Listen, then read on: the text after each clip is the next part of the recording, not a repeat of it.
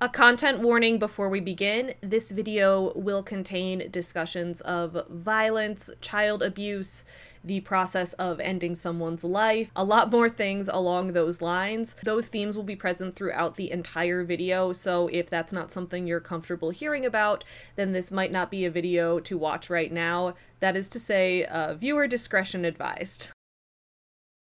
Since my incarceration, I am finally free to build relationships and friendships. I think that there were certain things that I knew that I didn't have wrong with me. Like, I knew that I could walk. There was other things that my mother was claiming that I had wrong, such as, like, she claimed that I had leukemia. So obviously, because you can't see leukemia, I didn't know if I had that or not. I was under quite an extensive amount of medication. The best memory that I have in my entire life is the day that I got to prison and I got to go out to the picnic tables. And I'm like, I'm free. I honestly think one of two things would have happened. Either she would have eventually got caught, but too late to save me, or I would have been killed from all of the malpractices, the surgeries, the medications. All of that takes a toll on a body. It might be in a controlled environment, but this is nice. I really didn't think any abuse was going on. It's like when you're abused, but you've lived that way your whole life, you don't really know that you're being abused. You don't know any different. Munchausen by proxy perpetrators go to the ends of the earth to maintain the charade of having a sick child. She was struggling with, I didn't want her dead.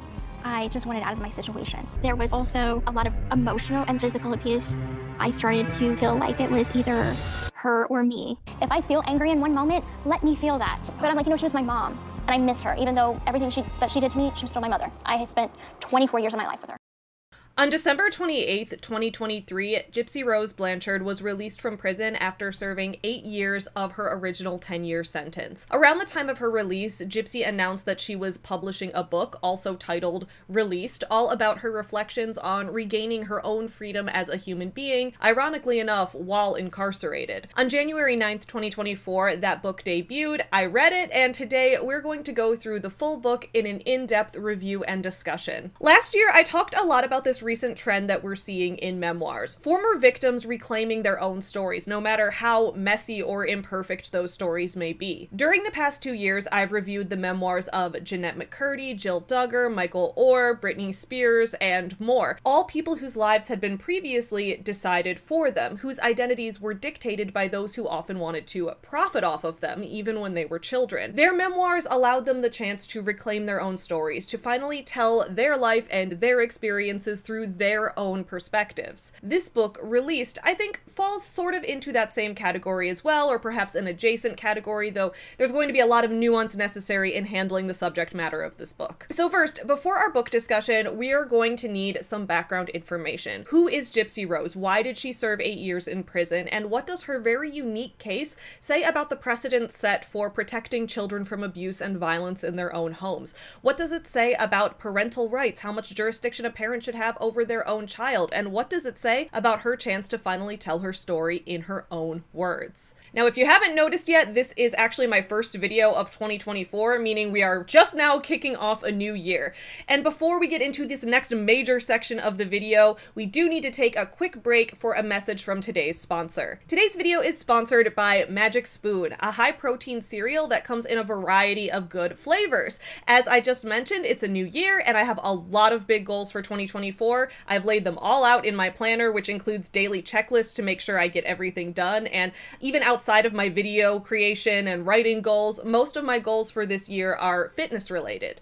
This year I'm focusing really hard on building muscle and training in powerlifting, and because of that, I have a checklist to make sure I get enough protein spread out throughout each day. Magic Spoon cereal has been a fantastic daily meal to get into my rotation. It's easy to prepare as it's literally just cereal plus milk, and it gives me the extra protein that I'm looking for. Plus, since it comes in so many great different flavors, I never get bored with it because I can have one of my favorite flavors, cinnamon roll, one day and then switch to another favorite like fruity flavor the next day. Magic Spoon cereals contain 13 to 14 grams of protein, about 140 calories, and about 45 grams of net carbs per 1 cup serving. The cereals are grain-free, soy-free, gluten-free, wheat-free, and more, so they can fit in with a lot of different dietary plans.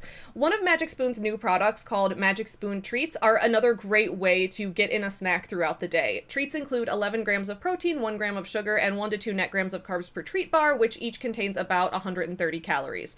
I love eating them when I'm on the go for just an extra boost of protein, like when I'm on my walk to the gym. So if you're interested in trying Magic Spoon cereal or the treats, head to the link in my description below or scan the QR code on screen. Those will take you to magicspoon.com/savvy, where you can build a variety box of your favorite cereal flavors with wonderful options like cocoa, fruity, frosted, peanut butter, maple waffle, and more to choose from. Plus, you can add treats in flavors like marshmallow and chocolatey peanut butter to your box as well.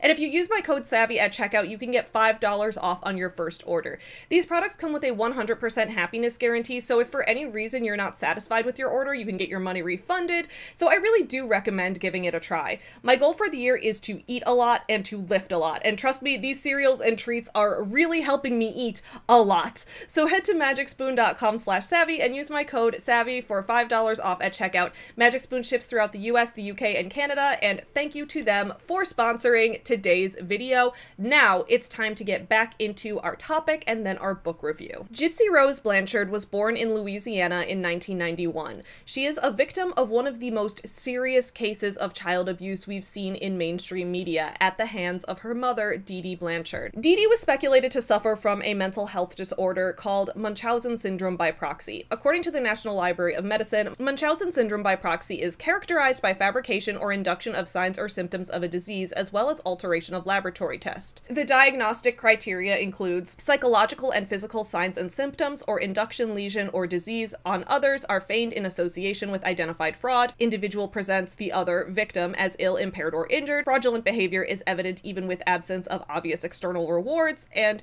individual's behavior is no longer well explained by a disorder such as delirium or other psychotic condition. Basically, here's what that means. Munchausen syndrome is when a person fakes an illness, often to the point of actually causing symptoms of illness in themselves, often through drugs and self-harm as a way to seek treatment. Munchausen syndrome by proxy is when someone does these things to another person. For example, a person with Munchausen by proxy may drug their victim, giving them medications to mirror symptoms of certain diseases, then take them to the doctor to get them treatments that they don't need for diseases that they don't have, which of course causes the victim to then actually get sick because now they've had unnecessary surgeries and medications that they didn't need. They might force their victim to use a wheelchair full time, even if they're fully capable of walking, which would cause their muscles to atrophy from lack of use, which in turn does actually then cause the victim physical struggles with walking. They might starve their victim to make them appear ill, which of course does then cause them to become ill because they're being starved. And during this process, a person with Munchausen by proxy will continue to take care of their victim, often going so far as to convince the victim themselves that they were really this ill all along, thereby relying on their abuser as their only full-time caregiver. The most common instances we see of Munchausen by proxy are in parent-to-child relationships. A parent wants to be their child's full-time caregiver forever, and then that parent causes their child to become ill through drugging, abuse, and forcing them into unnecessary surgeries. Often children may end up dying under the care of a parent who suffers from Munchausen by proxy. In 2019, Bustle reported on 8 cases of Munchausen by proxy, including stories like the case of Lacey Spears, a woman who installed a feeding tube in her son Garnet and then used that tube to give him high doses of salt, which ultimately ended in his death, or Blanca Montano, who is currently in prison for infecting her own infant daughter with bacteria that ultimately led her daughter to pass away in the hospital. Basically, Munchausen by proxy can be deadly for the victim, especially if doctors, social workers, and other authority figures don't know what's going on or don't have the resources or ability to put a stop to it. With the amount of long-term abuse Gypsy Rose was facing, it is possible that her life could have ended as a result of this. At this point,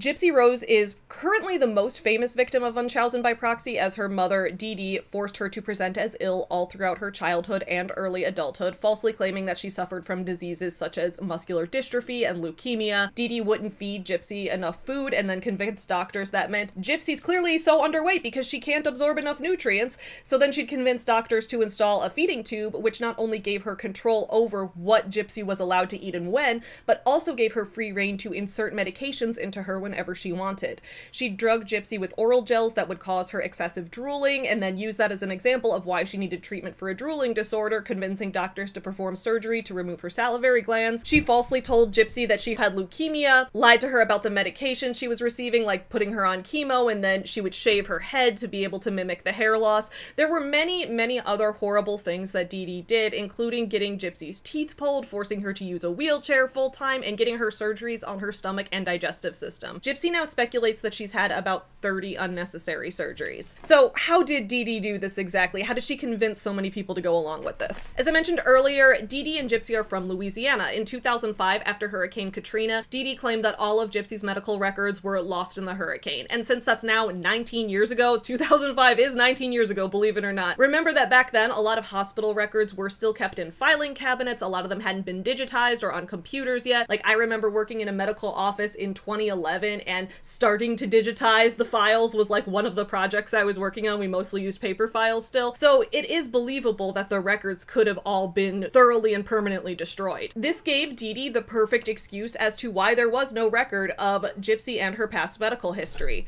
She ended up creating false records for Gypsy, including like a false birth certificate claiming that she was much younger than she actually was, thereby extending the period that Dee Dee would have jurisdiction over Gypsy's medical decisions. In addition, through drugging Gypsy and making her unable to understand what was going on in most doctor's appointments, Dee Dee was able to have psychiatrists declare Gypsy as incompetent, meaning that Dee Dee got all power of attorney over her, taking away all of Gypsy's credibility. And this is the part that scares me the most. When someone takes away your credibility, they take away your ability to speak out. They take away your ability to stand up for yourself. They trap you, and then it starts to feel like there's really no escape. We know this because at some point in her late teens, early 20s, Gypsy started to sort of realize what was going on, and she did try to escape. Attempts to escape proved useless. When Gypsy tried to run away, well, by law, authorities had to return her back to Dee Dee since Dee Dee had power of attorney. So after Gypsy attempted to escape and was brought back to her abuser, Dee Dee would start engaging in physical punishments with Gypsy, like threatening to smash her fingers with a hammer, or in one case chaining her to a bed for 2 weeks with limited food and water, under the threat that she'd do the same thing again if Gypsy ever tried again to escape. So at this point, Gypsy was also literally a hostage in her own home. All the while, Dee Dee used her public image as a caring mother of a disabled child to gain the public's sympathy and, in some cases, to gain financial contributions. She ran crowdfunding campaigns to pay for Gypsy's necessary medical treatments. She used Make-A-Wish to earn free trips to Disney World, and most of all, she publicly portrayed herself as a hero, a mother who would do anything to save her daughter's life. In 2012, when Gypsy was 21 but didn't actually know she was 21, she used a Christian dating site where she met a boy named Nick Godejohn. Gypsy and Nick started dating, and from the beginning, Nick showed a lot of red flags. For example, Nick had a criminal record because he'd been previously caught watching porn in a McDonald's for 9 hours straight. Nick also talked about experiencing multiple personalities, including having a violent personality that fantasized about,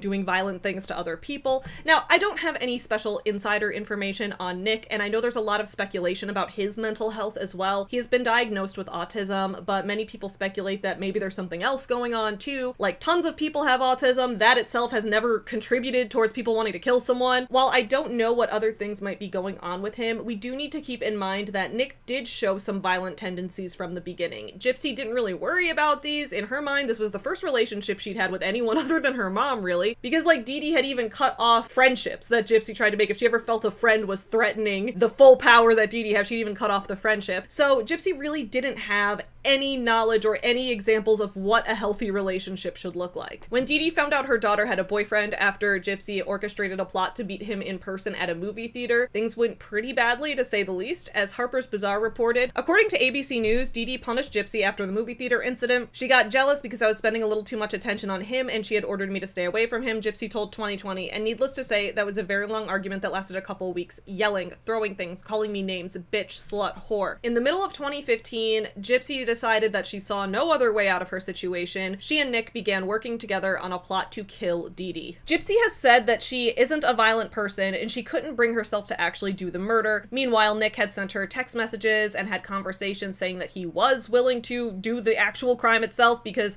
one of his other personalities wouldn't be bothered by it and he'd let his dark side take care of it. So one night when Dee Dee was asleep, Nick came over to their house, Gypsy gave him a knife, then she ran and hid in the bathroom while Nick stabbed Dee Dee to death. In July of 2016, Gypsy Rose pleaded guilty for her part in her mother's murder. She was then sentenced to 10 years in prison, a sentence of which she served 8 years and is currently out on parole. Nick was sentenced to life in prison, and I know this is controversial because I hear a lot of people saying, like, isn't it unfair that Gypsy gets to be free, but the guy that did this with her, allowing her to be free in the first place, that he has to spend the rest of his life in prison? I don't have the answer to that. I'm not an expert on any of this. I don't want to pretend to be some kind of authority on what is definitively right right and wrong in a situation as just tragic and messed up as this one is. But what I do know is that Nick has indicated that he has violent episodes. He showed a lack of remorse, and the judge and jury determined that he would be more likely to commit a violent offense again if let out. In interrogation tapes, Nick has admitted to considering doing sexual things to Dee Dee's body after he murdered her, but that Gypsy didn't want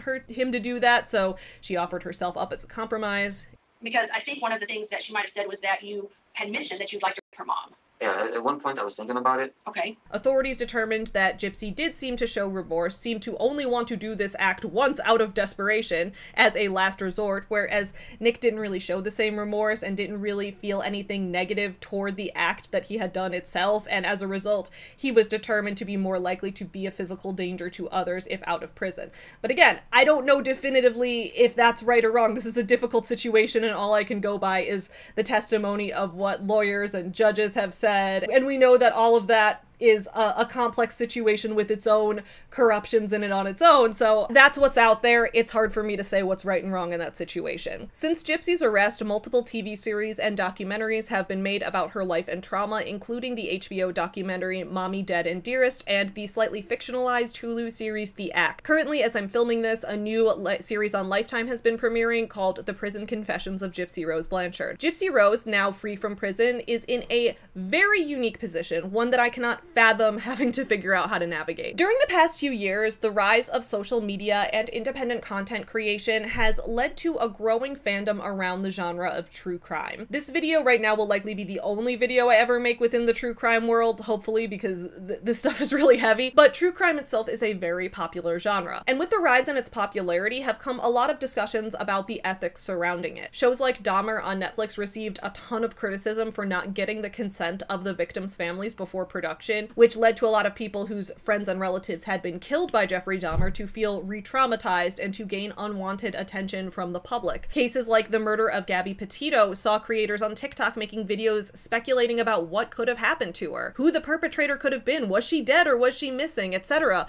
all long before the crime had been solved, which only served to spread speculation and misinformation instead of aiding in the case itself. And that's nothing to say for the very dark fandoms online of people who idolize the Columbine shooters or Charles Manson or similar killers as these celebrity-like figures.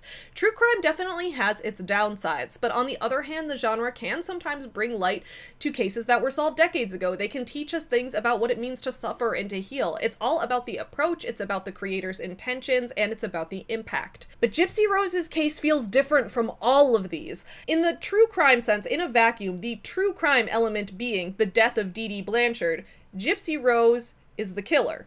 But she's also the victim because of the circumstances that led to it. It's very rare that we see the star of a high-profile true crime case get released from prison. All of this is to say, Gypsy Rose is currently in the very unenviable position of having to start her life after prison for the first time while dealing with huge amounts of media attention, while having true crime celebrity status as the killer. But it's once again different from the other cases because her fandom isn't the same as someone who thinks Jeffrey Dahmer is hot and makes fan art of him on Tumblr. People aren't idolizing her as a killer, they're sympathizing with her and, in my opinion, genuinely rooting for her, since what it means to be the killer in this case is very different than what it meant to be the killer in other well-known cases. I want to give a shout out to a YouTube channel called Mika's Rhetoric, who recently released a video about the stanification of Gypsy Rose, and she talks about all the ways that social media and public attention has hoisted Gypsy into this celebrity role the second she got out of prison. I suddenly started seeing a bunch of tweets and things talking about her being released,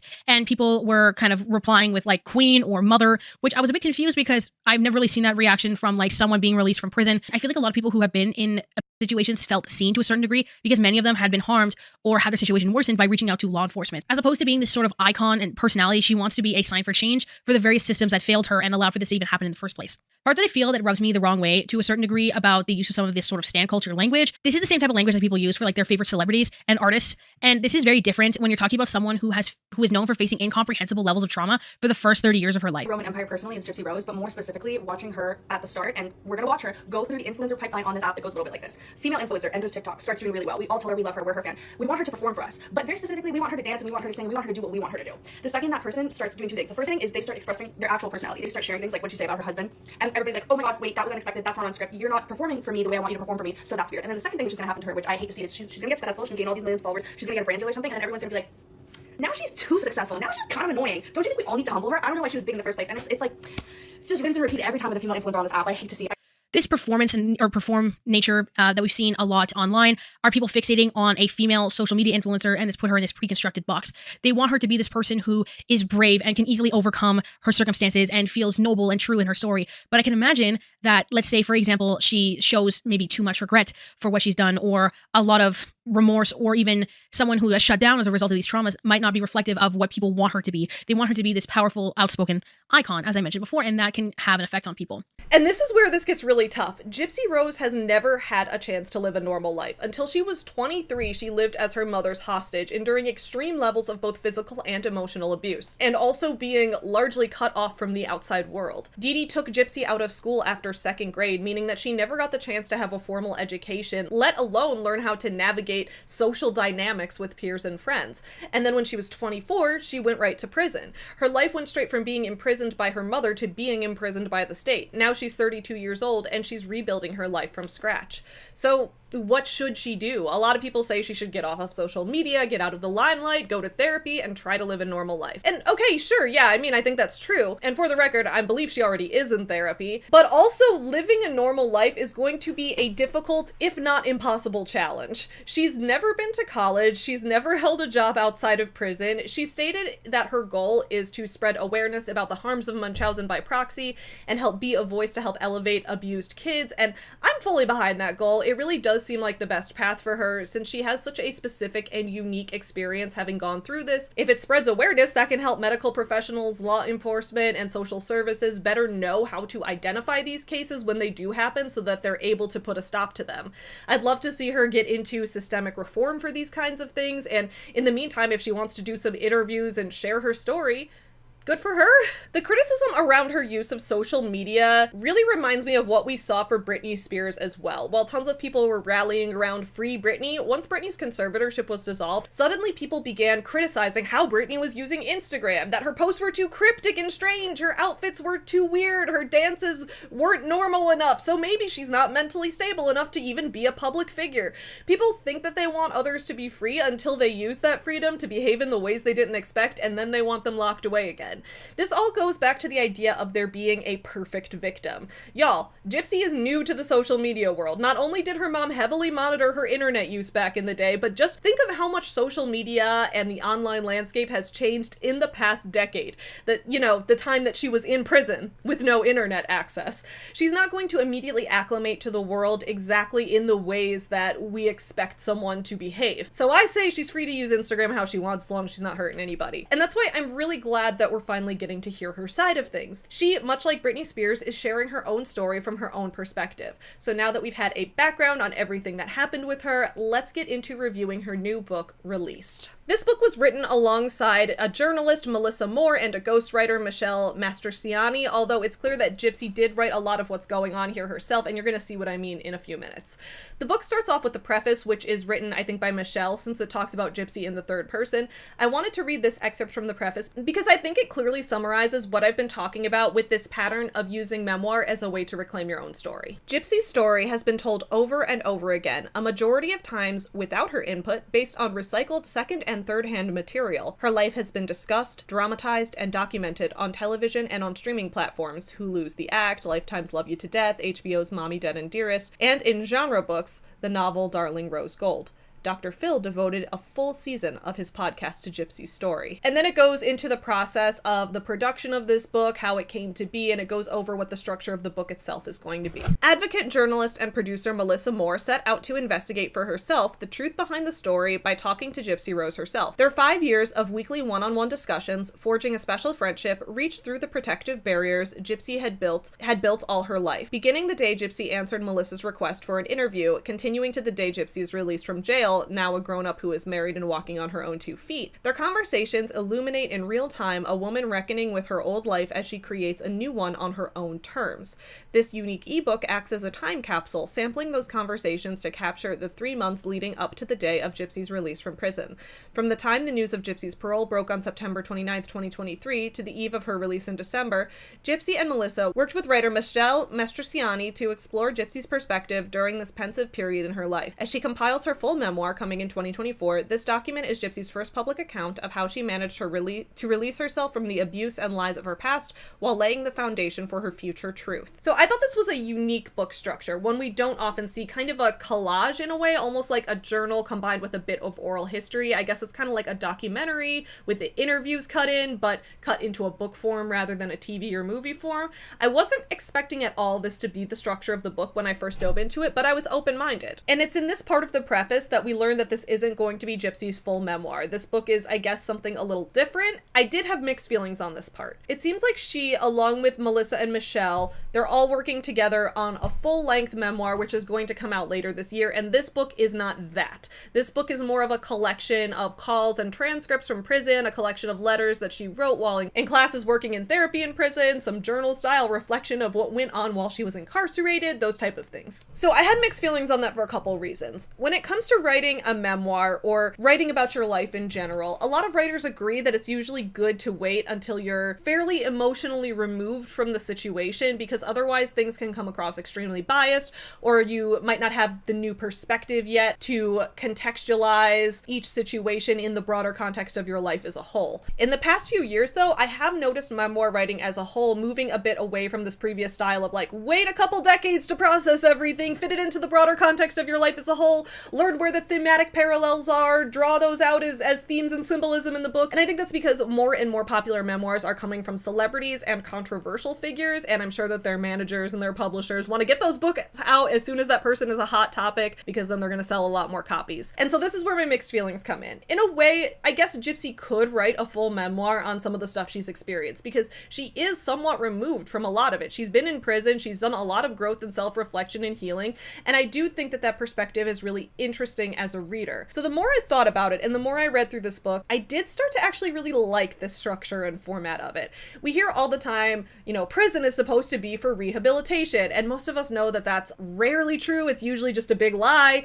The prison system is highly abusive. I won't go too in depth on that since this isn't a video about prison reform. That's a whole other massive topic. But that's just to say that it's interesting to see the insider account of someone's process of striving towards rehabilitation in prison, striving toward gaining herself an education, all of that, you know, while in prison. I do think that there's a clear benefit to letting the audience see the inner workings of what she wrote about when she was journaling and what she said to reporters when they were on the phone. So while this book didn't end up being the format I was expecting, I ended up finding a lot of value in the way it was written, and I'm going to break down some more examples of that. But that section right there was just to say, if you were planning to get this book thinking you'd get the full memoir, the full recap of her life story, the details of what went down before the crime happened, the backstory, all the reflection, everything moving forward, you're not going to get that in this book. So the book may not be worth it for you to get if that's what you're looking for, but if you're looking to get an inside look as to what it means to be in prison, plus an in-the-moment account of seeing the process of someone attempting to heal after trauma, then there is that in this book. So then you might find it valuable. It really depends what you're looking for. In the introduction, Gypsy writes her mother a letter. She says, "Mother,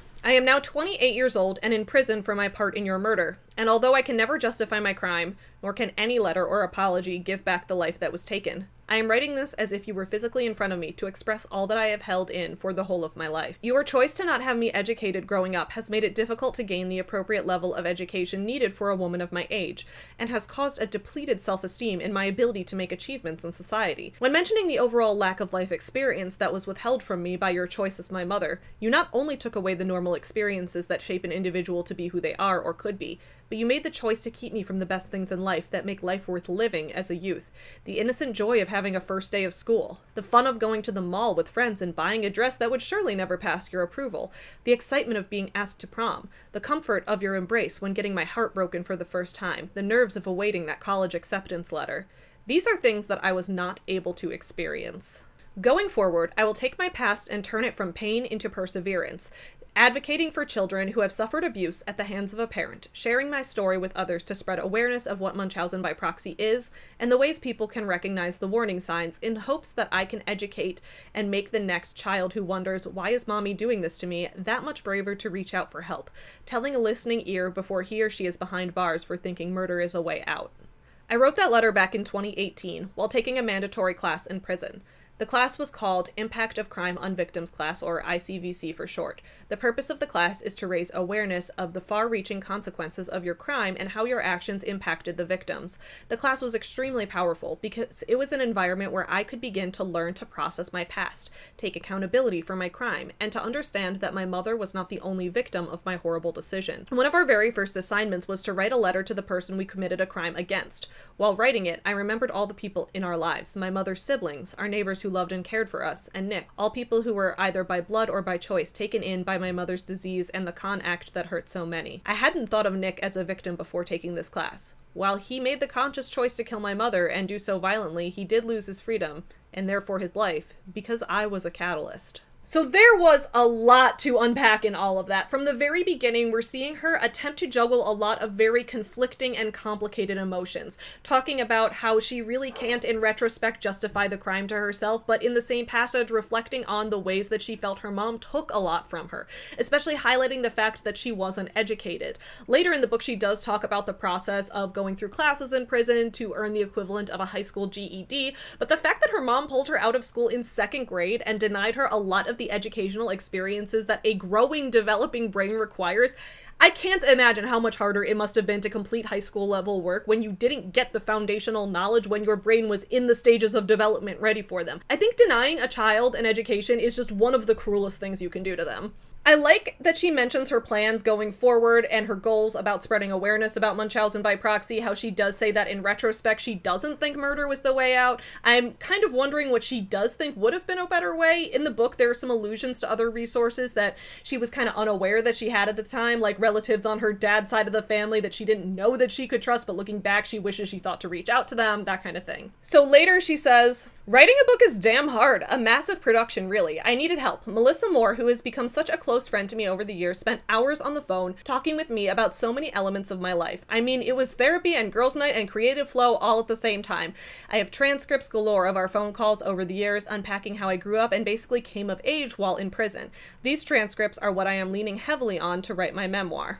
So I also thought that was interesting now knowing that this isn't the full memoir but more of a journal, because it's not often that we get to see someone's behind the scenes work with their ghostwriter or their co-writer. In past videos, I've talked about some of the ghostwriters who've written popular bombshell celebrity books like J.R. Moringer, who wrote Prince Harry's book, or Craig Borlase, who wrote Jill Duggar's book. While talking about Britney Spears' book, we discussed the journalist Sam Lansky, who was speculated to be the ghostwriter, but that was never officially confirmed because in her case she kept the ghostwriter in more traditional ghostwriter status, being uncredited. The only book that I think for sure was fully written by the celebrity themselves was Jeanette McCurdy's book, and you can tell because, as we discussed in the long review of that book that I did 2 years ago, she has such a unique voice, and her individual voice and her writing style itself is what elevates that book to the next level beyond the content of the book. Traditionally, ghostwriters haven't been acknowledged. That's the ghost part. When I was in college and in grad school, I'd have a lot of writing professors who'd talk about working as ghostwriters as their additional gig that they did,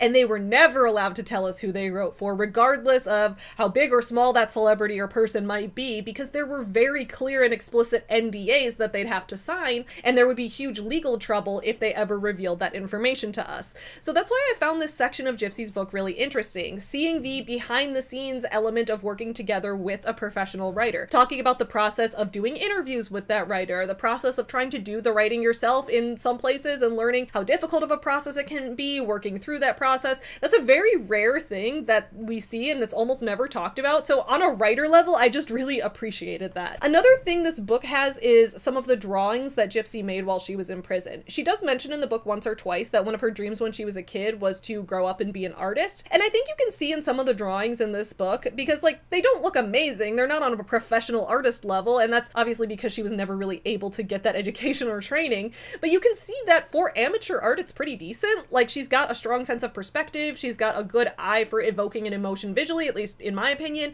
and I like that she's found visual art as a way to express herself and works through like art therapy and things like that. I really hope she continues with it. So on this page, right under a picture she drew, she says, "One of our assignments in ICVC was to illustrate what our crime looked like and the impact it had on the victims. This is a picture of my Habitat for Humanity house in a frame. The frame is cracked. In the shards of glass are all the people who were affected by my crime, who found out that the people they loved and cared for were all a facade. And it was me using a hammer to break the picture they had in their minds. On the hammer, I have Nick's name, seeing him as a tool for doing this. Taking accountability, not hiding excuses. This is what I did. Why I did it didn't matter." And again, I just thought this was a really fascinating look behind the scenes of that process of sorting through your own trauma, of trying to identify which parts of the situation were your fault, trying to learn the concept of what it means to take accountability, even when it's in a more complicated context, and finding ways to visualize the concept of your actions having those impacts on others that you might have not realized before they happened. And the next section really shows how isolated Gypsy was from other people in her life. "Growing up with only one person in my life meant I had very little practice with trust, and did not learn how to discern people. Having no friends took away the experiences, both good and bad, that make up an ordinary friendship. Maybe you can look back on that bestie from middle school, the time she flirted with the boy you were crushing on, and remember learning the feeling of betrayal. Or maybe it was a pickup basketball game you were left out of that helped you form an idea of who you wanted in your inner circle and who would stab you in the back.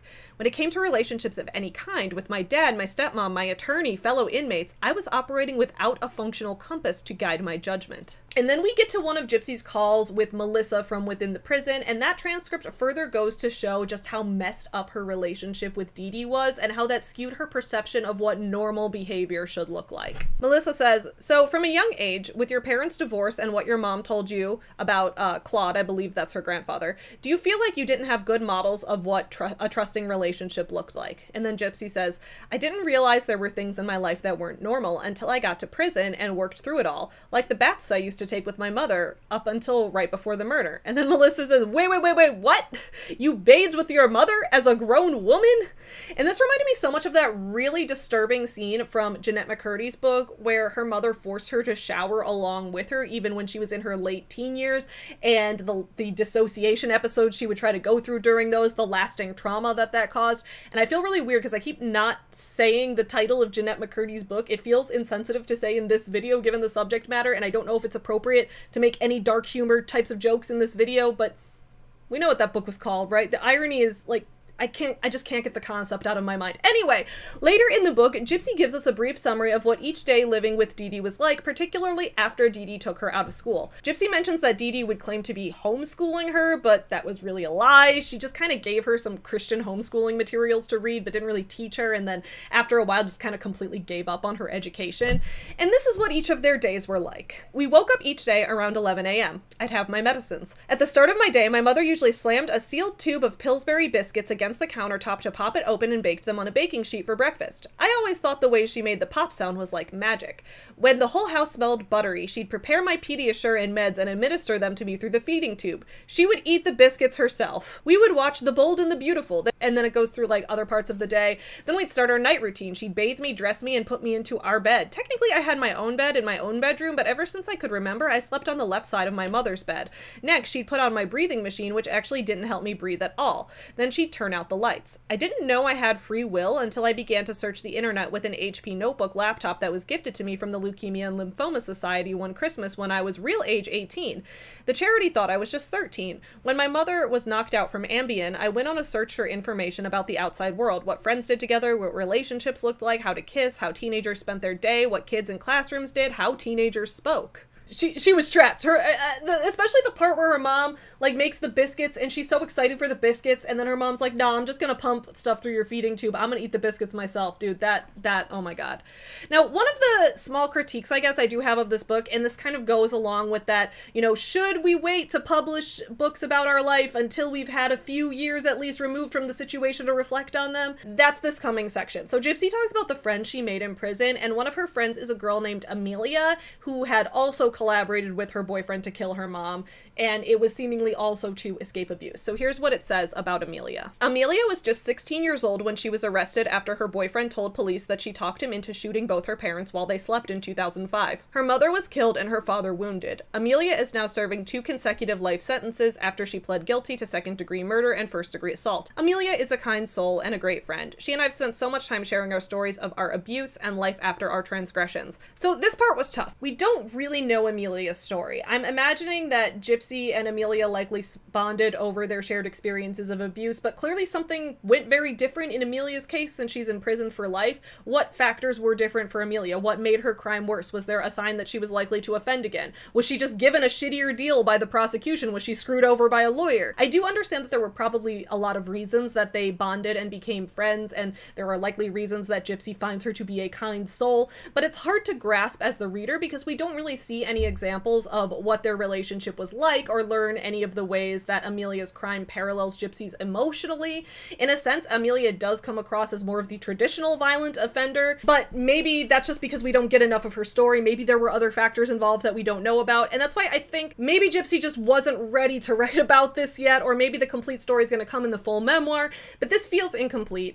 It felt kind of odd to me as a reader, so I would have almost rather she omitted it entirely if she wasn't going to go into greater depth about Amelia and their friendship and the specific circumstances of her crime and things like that. But again, kind of mixed feelings there. What I do think is really cool about this book, though, is how much Gypsy tries to be self-reflective and identify the places where she needs to take accountability versus the places where she was definitively a victim. I can't imagine how hard it is to identify which parts were your fault and which weren't when you're the one in her position, but I really do think it's valuable to see her working through that thought process. So here's an example. I am already making strides to try as a public figure to take responsible and meaningful action in a public way. I don't want to do something because I'm getting compensated. I want to have a presence and an impact. This is what will help me heal while making amends for not just my transgressions, but the transgressions of my mother who conned so many people and organizations. The one I feel the worst about is the Make-A-Wish Foundation. So I thought that was cool to read. Since the beginning of the book, we've seen this thread of her reflecting on the impact that her actions had, saying, okay, well, the Make-A-Wish Foundation did lose money because of me and my mom. Now that I'm rebuilding my life, maybe I can repay them for what happened. I think that's a great idea. She also talks about the process of trying to better understand her mother, trying to understand Dee Dee's mental illness, what exactly made her the way she was. Understanding the underpinnings of my mother's mental illness is equivalent to solving a mystery. To form a full picture, to tear down the green screen as the backdrop of my life, I reached out to people who knew my mother, her essence, before I existed, when she was young and carefree, beauty queen Dee Dee. My mother's very close friend from high school told me, your mother always wanted to be famous. She dreamed of marrying an actor. She loved to follow rock bands. I do remember her enjoying the limelight, even though it was only local. Beyond the interpersonal attention, in the form of the sympathy and martyrdom she delighted in, she basked in the bright spotlight when the cameras rolled. Turn on the news, she'd say to someone she'd called on the phone. Pick up the Sunday's paper, you'll never guess who's in it, she'd tease with stars in her eyes. The notoriety added a dimension to her disease. Yes, the Munchausen by proxy was the most dangerous part of the abuse, but it also acted as a backstage pass to my mother's internal cinematic show. Whatever that movie in her mind was, I wasn't the star of it. When the press arrived, she'd be doing all of the talking while I numbly waited for my cue.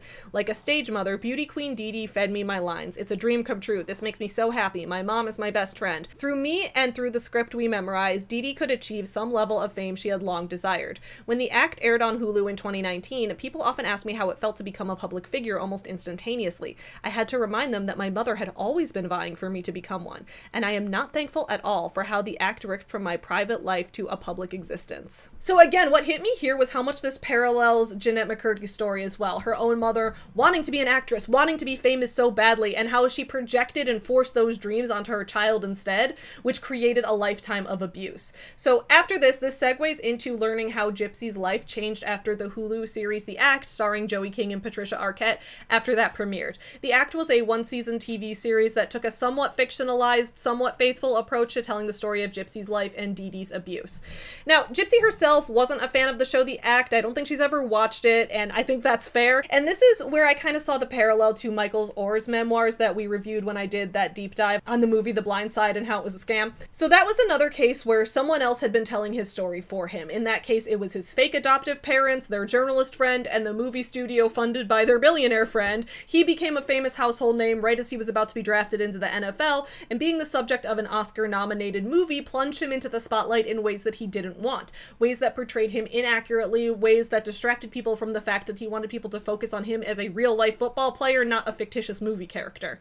It seems that Gypsy felt similarly about the show The Act. Now, I like Joey King as an actress. I thought she was fabulous in Bullet Train, but I do think it's fair to say that The Act had some negative impacts on Gypsy, which isn't Joey King's fault. You know, I blame the studio for that, who greenlit this project, which Gypsy hadn't signed off on or anything. So here's what she says. Before The Act, I had been just another inmate doing her time. To this day, I keep my head down. I don't need any more eyes on me or extra attention. The Act brought an onslaught of emails from strangers all over the world. The corrections officers looked at me differently. Inmates wanted my autograph. Others asked me for money, assuming being on television means you're rich. I still have no frame of reference or context for what led the general viewing public to their hype because I have never seen The Act.